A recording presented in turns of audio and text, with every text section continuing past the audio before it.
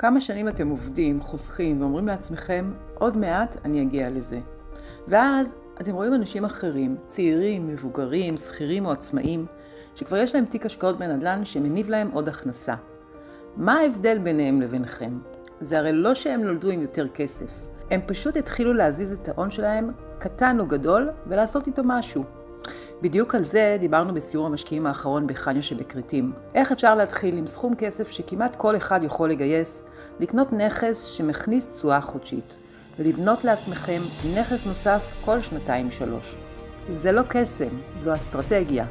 רוצים להבין איך זה יכול לעבוד גם עבורכם? תכתבו לי כאן או בפרטי, ונדבר על ההזדמנויות שיש עכשיו ביוון. המחירים כאן מאוד אטרקטיביים עדיין. הפוטנציאל לעליית מחירים הוא גבוה, ויוון עדיין לא הגיעה לשיא שלה, וזה מה שהופך אותה להזדמנות יציבה ובטוחה להשקעה שלכם.